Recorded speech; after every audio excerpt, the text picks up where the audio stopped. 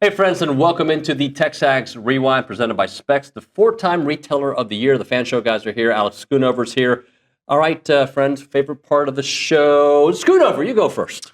It's my favorite part of the show for my debut was the Fan Show. I loved it was a very interesting segment. Hey, I loved we didn't even ask him to say that. Do you think the Fan Show made the cut? Yeah, we made it. Oh, yeah. Guaranteed. I don't know if we did. Favorite part of the show, Hunter?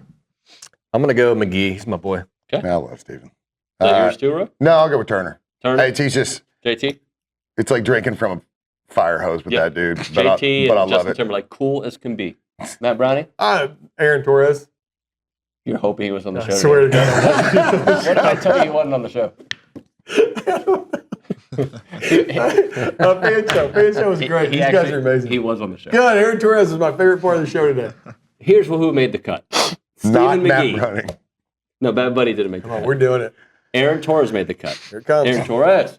Jim Turner made the cut. Here it comes. Say it.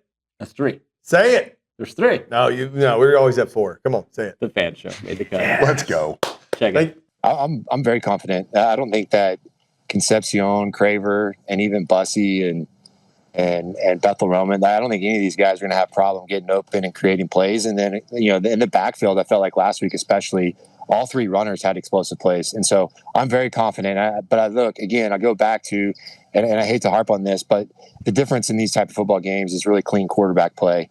And so one of the things I'm keenly going to be watching is that Marcel Reed uses his legs like he did last week. I thought like there was an intent in the game plan, and then both the improvisation of him to create plays in the pass game when it's not there to tuck it and run. And that's so important. And when you're playing a good defensive team, the thing that often gets left out in the game plan is the quarterback on pass plays taking off and running. And so that's going to be a huge difference maker. I know Notre Dame loves to use their quarterback in the run game. They did it last year, and in week 1 against Miami, even with a guy that's not nearly as athletic as Riley Leonard was, right? They were doing quite a few quarterback draws, quarterback sweeps. They want to get that numbers advantage in the run game. So it's going to be very important to eliminate the quarterback run game for both defenses, and then being clean, tackling and forcing these offenses to throw the football. Talking to Stephen McGee here on TexAgs Live. Stephen, I know that a win or a loss doesn't ensure anything. If you win this game, doesn't mean anything. We saw that last year with a 7-1 start. If you lose, it doesn't mean anything, right? But that being said, doesn't it feel like it could send this season down 2 paths? One is, at least from a perception standpoint, here we go again. And the other one is like, all right, guys, we finally arrived. We won on the road against the top team. Let's go. Yeah, I mean, I think it means a lot for A&M. I think that this is a huge game, and Notre Dame made it to the finals last year, and so I'm not certainly saying that they should live on their laurels. I hope they are this week, but I think this is a big turning point for this A&M football team under Mike Elko. Where are you leaning this weekend with Notre Dame A&M? And give me your whys. I have the least controversial take ever. I think that this is the most intriguing game to me because I think there are a lot of uncertainties about both teams. You look, obviously you guys have spent the last, your entire careers breaking down the A&M perspective, and I don't think my perspective is much different than your guys.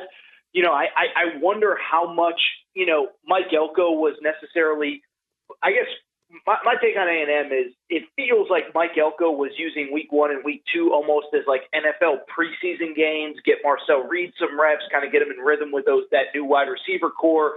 When Le'Veon Moss and Ruben Owens have, I think, a combined like 20 carries on the season, I don't think that's going to be par for the course going forward. So I just don't know exactly what to expect from A&M, especially in what we know is going to be a exciting road environment. But I also think conversely with Notre Dame, weird week 1. I mean, I know they were on the precipice of winning that game, but I was thinking about this. I mean, it felt like the 2 things that we knew about them, well, they got this great run game with Jeremiah Love. The secondary returned a lot of people, and you felt like, okay, that's probably the strength of their defense. Well, Carson Beck largely chopped up the secondary for Miami, and then conversely, when Notre Dame had the football, they kind of were going away from Jeremiah Love, and so. Is that a question of it was just poor game management? Is it a question of they don't trust the O-line as much as we thought? So again, it's the least controversial take ever. I actually don't know what to expect. And that's why, to me, this game in South Bend is the most intriguing one of week 3 to me. My thing with this game is I just don't know who either team is, right? And last year coming into the game, I thought I knew who A&M was. And I thought, Notre Dame doesn't have this offensive line that they've had in years past. That turned out to not be the case. Those young players played fantastic. This year, I'm like, I think I know what A&M is. I think. But I've seen it against lesser opponents. And I think they can beat Notre Dame, but Notre Dame didn't really run the ball very much. So how's that going to translate? And is A&M's defense up for that challenge? No, 100%. And I think, again, listen, I think there are certain teams you can, I think you can make sweeping judgments on certain teams, but I don't think these are two of them. I'll just give you an example, like Tennessee. I think they're gonna be able to move the football against anybody because I trust Josh Heupel, and they've always run the ball under him. And so, I don't think they have that at A&M. I think they have 5 good players. He's done a great job at rotating the 1s and the 2s through there, which you should do in these games.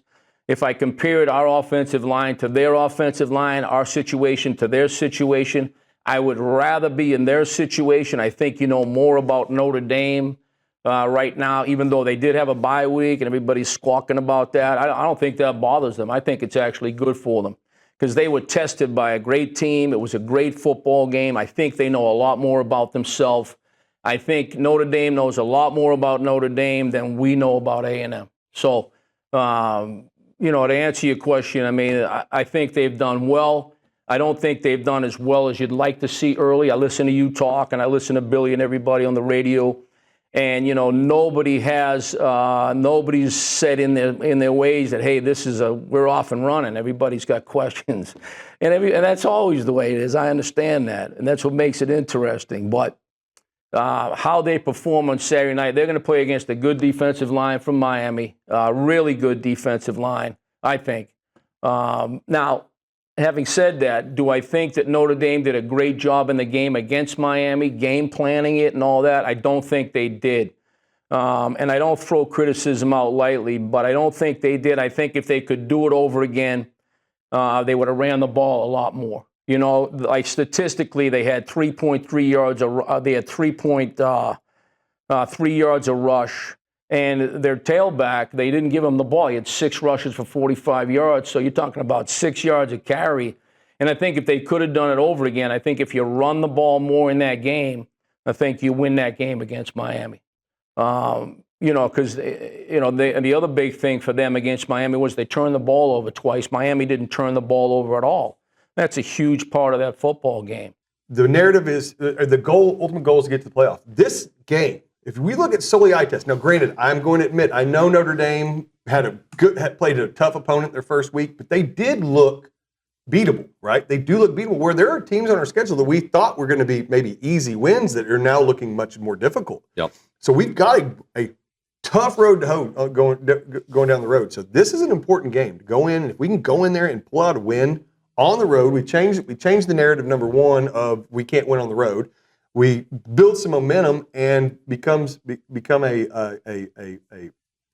force moving going down the road. So I think that's important, but I think it's really just getting that monkey off our back that, hey, we can get on a plane, fly somewhere, and beat someone on their home field. Thank you, Coach Browning. Mm-hmm. Coach Sherman. Oh, sorry, Coach. You know what, Mayer. David, I got you. I want to hook you up in the Angry Elephant Social Center. Hey, Hunter, what's on your mind? Well, I'll go on that theme. So what's on my mind and what I'm most concerned about is matching explosive plays. I don't think I think Notre Dame's going to have them, right? I love their 2 running backs. I think Carr's, he's got an arm that can hurt you. But I think that is different about this team. I'm optimistic about the offense. I love how Coach Klein's calling the games. I think he's a great offense coordinator, and I think that side of the ball is maybe can help you. And I'm going to give Elko some credit. He turned that last year, right? We went to Florida and won. We went to Mississippi State and won. So he has a plan. He knows what to do.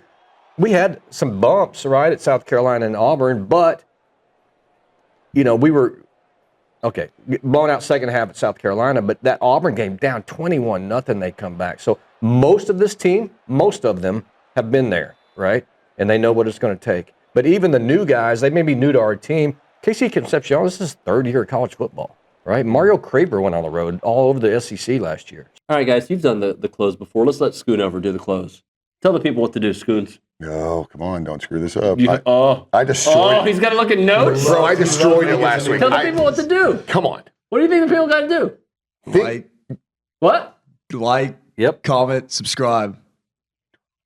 Turn on notifications. Why does it feel like your AI spitting out like a robotic term? I don't know what to say. You did great. Comment, subscribe. Okay, now you're confident. Okay. Turn on notifications. TexAgs. The Angry Elephant Social Center, brought to you by ChatGPT. I'm Alex, scooting over, and welcome to TexAgs. You're Max Headroom. Let's go. See you next time, guys.